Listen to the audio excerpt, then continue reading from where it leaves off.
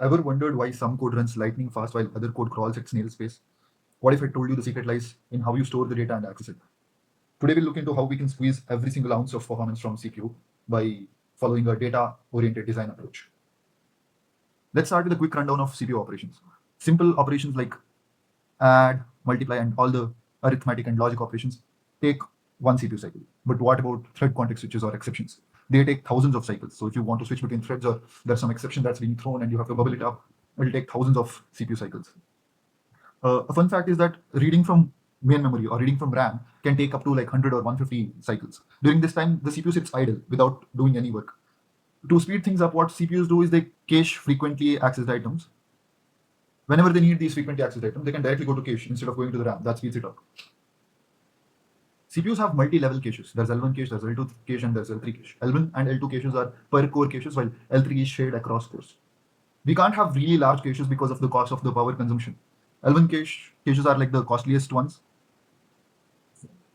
and L2 caches are less costly, and L3 are the least costliest ones. So we bring up as much data as possible into the L3 cache and keep it hot for the caches.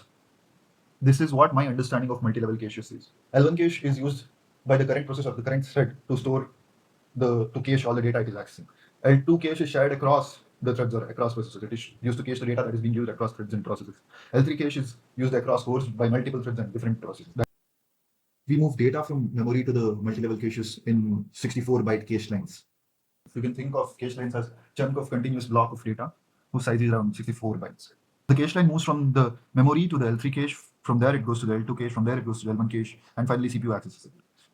We store contiguous block of data because we usually access the data in a contiguous format. For example, if we have like a object stored in the memory with a couple of members there, what happens is if we access A, then there's a high chance that we'll access B as well. So that's why we cache contiguous blocks of data. One more thing to note here is that L1 cache reads will only take 3 to 4 CPU cycles, whereas L2 cache reads would take around 15 CPU cycles. L3 cache reads would take around 70 CPU cycles. And finally, a read from the main memory would take around 150 cycles because it has to go through all the other levels of caches. So cache misses would really slow down how our code runs on the CPU because the CPU would have to wait idle for the data to come in and to process it. Let's forget about caching for a while and let's think about how objects are stored in memory. Objects are aligned in exponents of 2, starting from 1 and going up to 8 bytes.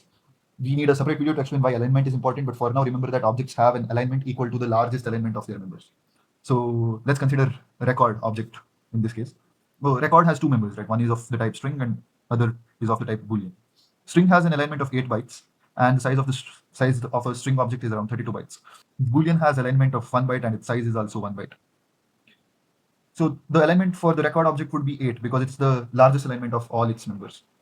So this is how the memory layout of multiple record objects in memory would look like.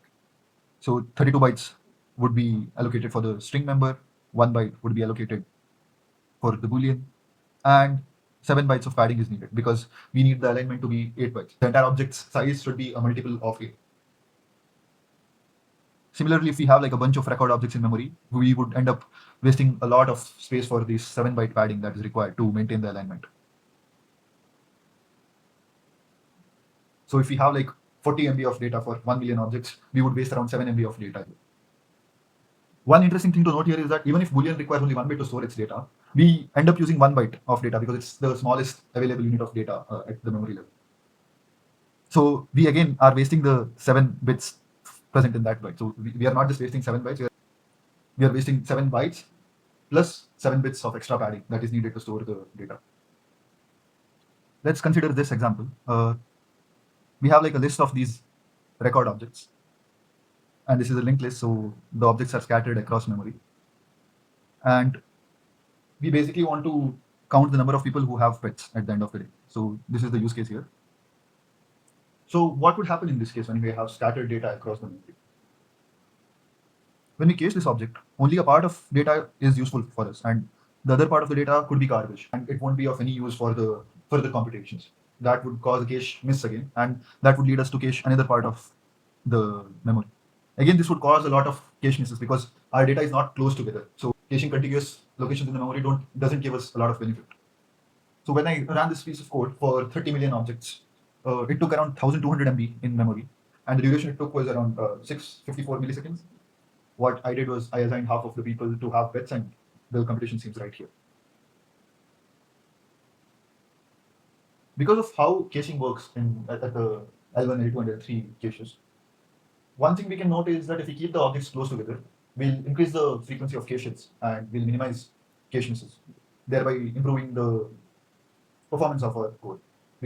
Because we'll not waste a lot of CPU cycles, we can fix how we have stored data in memory. Instead of storing it scattered using a linked list, what we can do is we can store it in contiguous blocks using array. One thing we can do is we can alter the structure of the record class such that we improve the data locality and data compactness when storing the objects inside the memory. The first thing we can do is get rid of the flag that contributed to 7 bytes of padding.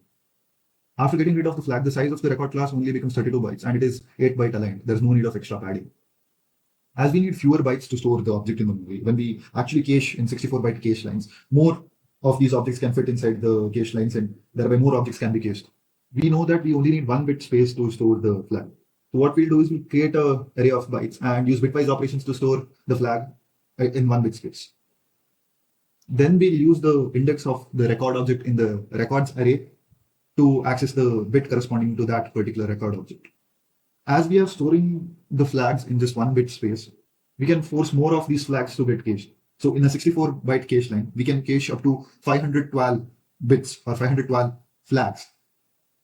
Thus, every time the CPU needs information about this flag, it need not go to the main memory and sit idle for the data to come back, because we were able to fit in more of these flags in our cache.